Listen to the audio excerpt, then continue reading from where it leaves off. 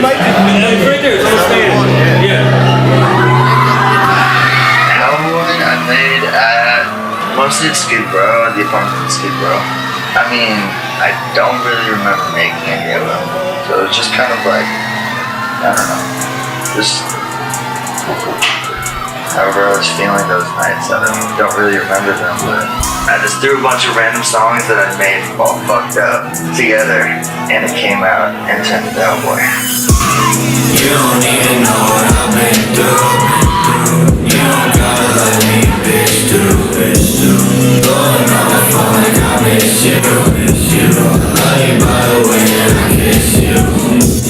You don't even know what I've been through. I mean, there was a lot of music that was made here, but there was just a lot of like crazy turn-ups here. Like I remember we would throw parties where we would like charge people money and then just use that money to like pay rent.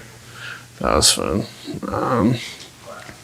We filmed Ned's place in here. Like they were all right here, just a table, and like we would just like get a bottle and do like the podcast and just talk until we finished the alcohol. And that shit was mad funny. You guys, our guests are back. We forgot our phones. Last words? Okay. I forgot my phone, but here, I need some last words. Talking the tip. All right, I'm gonna talk into the Talk about Hellboy. Talk about Hellboy? Yeah, real quick. A brief moment. This will drop before then. All right, I got Kanye on there. That's easy. Yeah.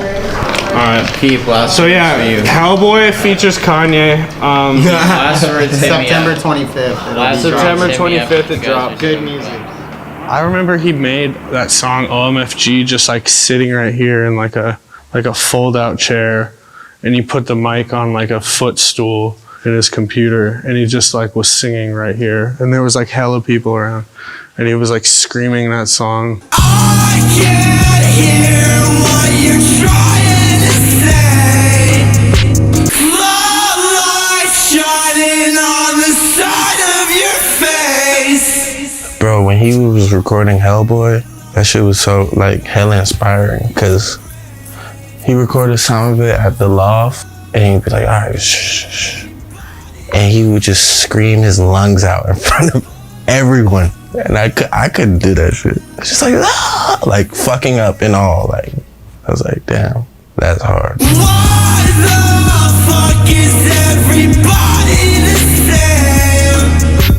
Fuck my life, tell that bitch I'm insane. He didn't like half-ass it. He would like literally scream into the mic as loud as he possibly could, and just not caring what anyone else in the room thought. There's like sweat pouring down your face and you're like screaming, like, you know, your voice is cracking and stuff. Like I feel like that exemplifies like how his music was driven by passion.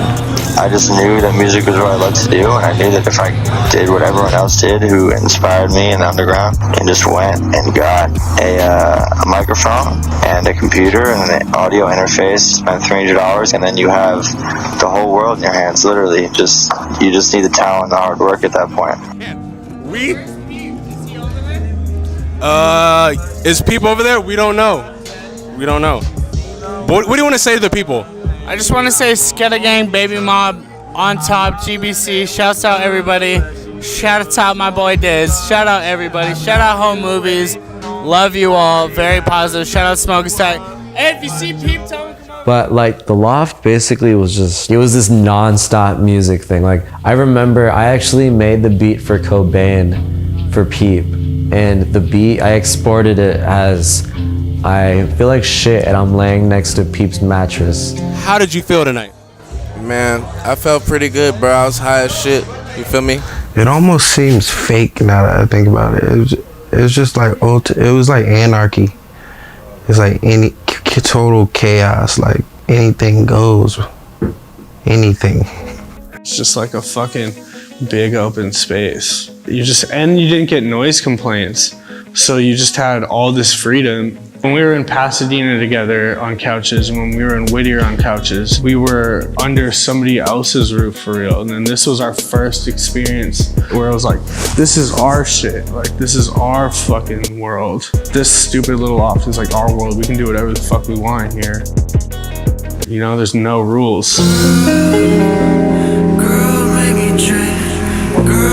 So the first time that I remember me and Pete recording together was the song Girls, and that was when we were all living in the lofts. I remember everyone getting super annoyed because he liked to layer his vocals a lot, so we would be doing like 10 layers of the same thing over and over again, and people were just like, everyone's just like, shut the fuck up. It's like 6 a.m. Like, what are you guys doing? I kind of like felt shy to do shit in front of other people, but he kind of just had this comforting, like, encouraging vibe.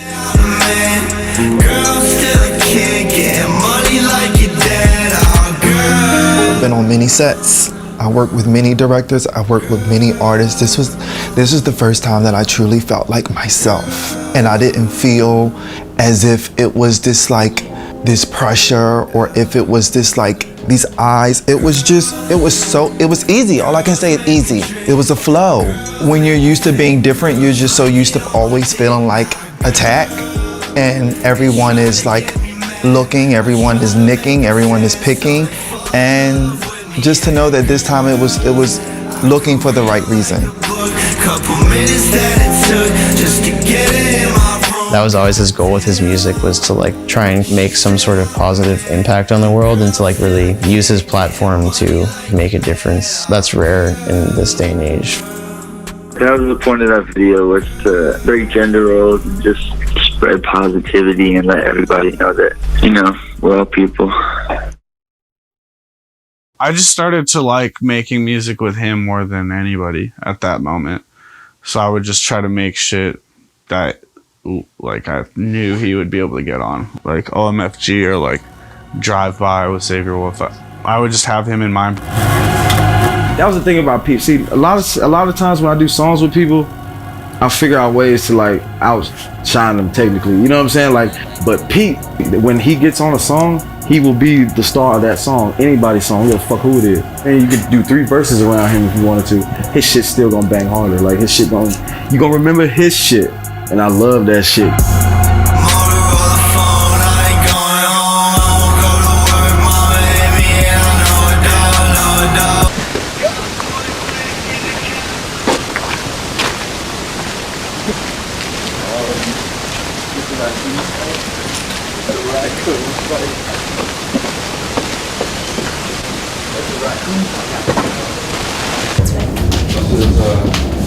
I'm giving them a little mini tour. It's gonna be like, this is so and so.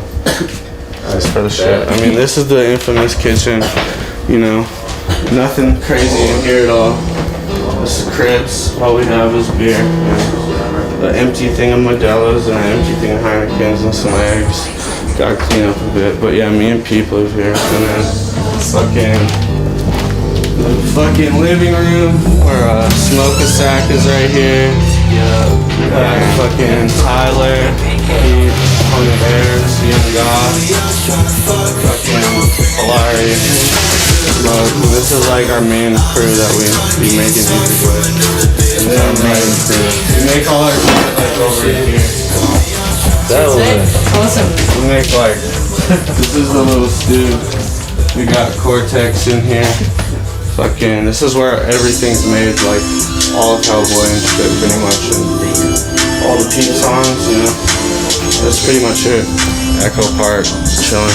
Just like fucking wild, like just a bunch of fucking dudes just chilling at the house, like people in like every room, like the whole couch filled with bodies, like just, it was like a frat house for fucking goth emo boys. Let me tell you a little something about the city of Los Angeles, all right? So, over here, we do a lot of stupid shit, but it comes out smart. Shit, all right? You know what I'm saying? It's all part of a fucking plan that we it's have. It's a big master plan. People don't fucking understand. They don't get it. They're never gonna get it. They never will. Maybe when they're dead, they'll understand. When they're dead. When they're fucking dead.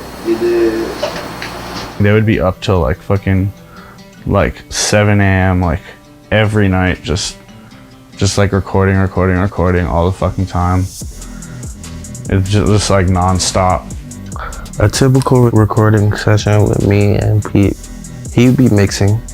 So he would be like in a little rolly chair on the computer and I'll be on the couch.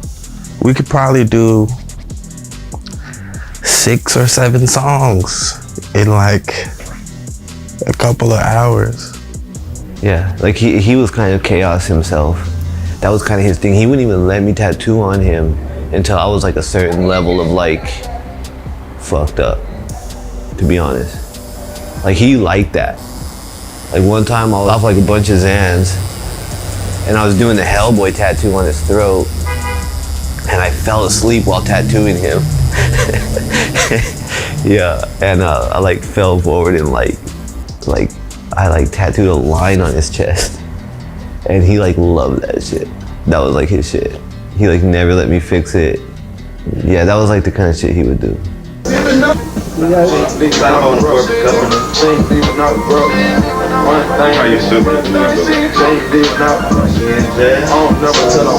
What's good with the album?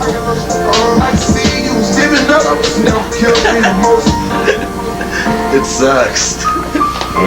Don't listen to that shit.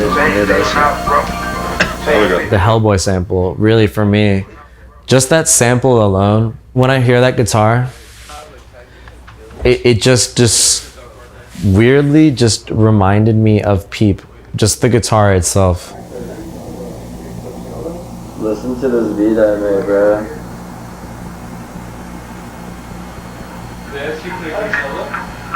You know, the melodies and the guitar, the style of guitar was so important to help paint the picture of Peep as an artist, you know.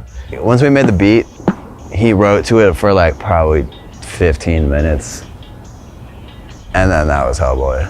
All of the songs from Hellboy that we did were all like, we all like liked the old bands and shit. And then we'd like mutually like go back and be like, yo, this would be a sick sample. And then we just sample it and that was that. Baby, I don't wanna do that. Your sardines like dirty Sprite. She like, how the fuck you do that? Well, I think it's such a quick process because none of it's forced. And like I said, I wait, like I'll spend so much time like not working that I feel like that's why I don't get writer's block, because I'm not writing all day like a lot of people do. I just fell in love with a bad bitch. Told me that she loved me too, baby. I'm not having it. Sipping cocaine 'cause I did. I'm like kind of doing the opposite and just like having fun, not having fun, and building up, you know, I don't even know it, but I'm subconsciously like building up content. That's what I'm saying. All that shit was like so natural. It was all done by kids. Like we were just doing it. Like no help. We didn't need anyone else.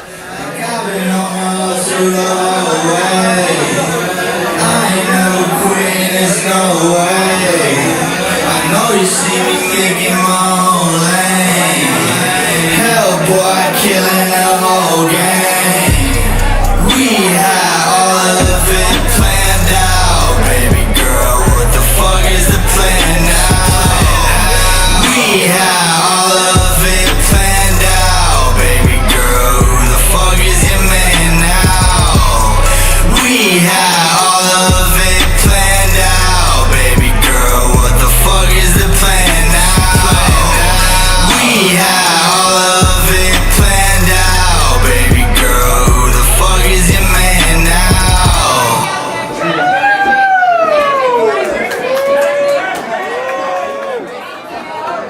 There's a lot of shit that I make that's like just weird, like eerie. I would describe it. Like a lot of it's sad, yeah, but a lot of it's like this weird, like kind of music that you kind of want to like turn up to and cry to at the same time.